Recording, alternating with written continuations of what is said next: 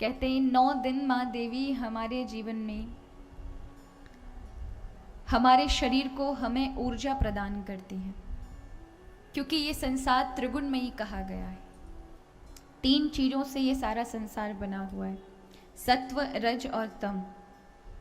और इन तीनों की ही उपस्थिति आपके शरीर में जब तक बराबर बराबर है तब तक तो ठीक चल रहा है। अगर 1-2 भी घटते बढ़ते रहे तो ही गाड़ी बेकार हो जाएगी, गड़बड़ हो जाएगी। इन तीनों को समता में रखने के लिए ही इन त्रिगुणी देवी महालक्ष्मी, महाकाली, महासरस्वती के 3-3 दिन हैं कि पहले महासरस्वती के 3 दिन, फिर महालक्ष्मी के 3 दिन, फिर महाकाली के 3 दिन, जिनको हम नवरात्रि मानते हैं। महासरस्वती जो हमको ज्ञान देती है, जिसकी वजह से आप संसार में अपना मार्ग देख पाते हैं। हाँ, ये मेरे लिए ठीक है, ये मेरे लिए गलत है। अगर ज्ञान ही ना हो, बुद्धि ही ना हो, विवेक ना हो तो आप चल ना पाओ। इसलिए 3 दिन सरस्वती के। फिर महालक्ष्मी, महालक्ष्मी को हम जब लक्ष्मी की बात आती है तब नोटों का समझ लेते हैं, बस गांधी जी के नोट हैं तो लक्ष्मी जी। जबकि मतलब ये नहीं है। मान के चलो अकाल पड़ जाए, अतिवृष्टि पड़ जाए, आपके पास गांधी जी के नोट बहुत हो, खाने को अनाज ना हो तो फिर कैसी हालत होगी? नोट चबाएंगे आप? क्या भूख प्यास मिट सकती है उससे? कि आपके पास बड़ा बैंक बैलेंस है, करोड़ों रुपए हैं आपके पास, लेकिन खाने को घर में अनाज नहीं और कहीं मिलने वाला नहीं, तो क्या नोटों से भूख मिटाई जा सकती है? बिल्कुल भी नहीं, बिल्कुल भी नहीं मिटाई जा सकती। क्योंकि भूख तो केवल और केवल धान्य से मिटाई जा सकती है, अनाज से मिटाई जा सकती है। और वो अनाज, वो धान्य जो शरीर में जाता है तब शरीर को शक्ति मिलती है। अगर आप व्रत उपवास अभी रह रहे हैं 9 दिन तक, तब तक तो आपको देवी मैया की कृपा से एक चेतना, एक ऊर्जा प्राप्त हो रही है। लेकिन अगर ये व्रत बढ़ जाए और 1 महीने का हो जाए तो क्या होगा? क्या होगा? आपका शरीर काम करना बंद कर देगा।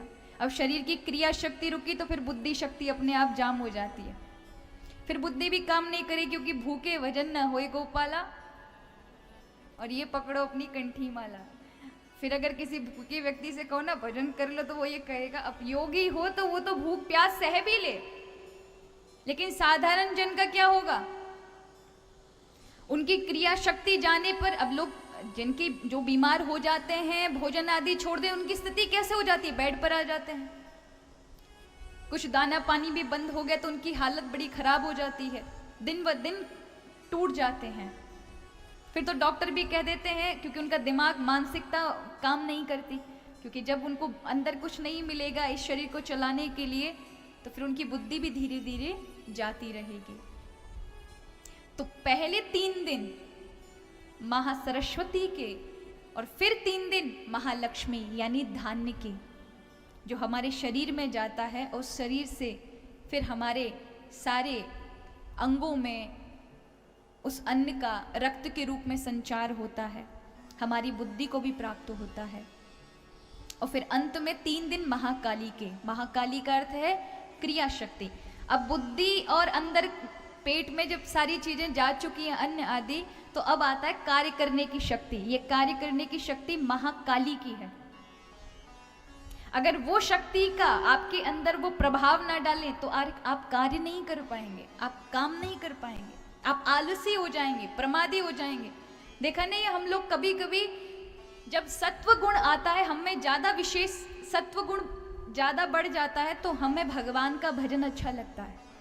उस समय भगवान की सारी चीजें, भगवत भजन, सत्संग में आनंद आएगा। लेकिन जब रजोगुण ज्यादा बढ़ जाएगा तो क्या होगा?